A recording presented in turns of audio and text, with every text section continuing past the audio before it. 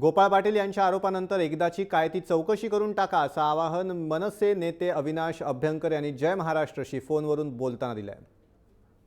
पाटलांबद्दल मला 100% आदर आहे. ते एक ज्येष्ठ नेते आहेत, परंतु त्यांच्या आरोपांचं मी 100% खंडन करतो. कारण माझेच काही प्रश्न आहेत की पहिल्यांदा हा जो व्हिडिओ आहे हा कुठे काढला गेला, ती जागा काय, याची पहिली आपण सखोल चौकशी करावी. आणि ज्यांनी हा व्हिडिओ काढला त्यांनी हा काढल्यानंतर जेव्हा व्हायरल केला गेला संपूर्ण नाशिकमध्ये, बरोबर आहे, आणि मी मुंबईमध्ये गेले 2 दिवस, आणि तो व्हायरल होत होत जेव्हा मुंबईला आला, बरोबर, म्हणजे हा झाला व्हायरल नाटकातच, आणि हा काहीतरी मध्यरात्री वगैरे झालाय.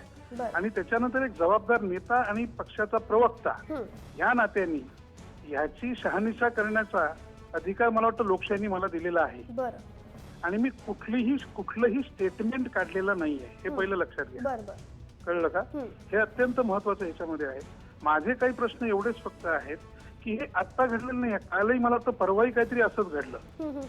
म्हणजे आम्ही एखादी गोष्ट जर घडत असेल तर त्याची आता चौकशी आम्ही करायची नाही की काय, तोही गुन्हा ठरू शकतो की काय. आणि मागणी अशीच आहे ह्याच्यामध्ये, आता माझीच मागणी आता अशी आहे की ह्याच्यामध्ये निवडणूक आयोगाने आणि सन्माननीय मुख्यमंत्र्यांनी सखोल चौकशीचे आदेश द्यावेत.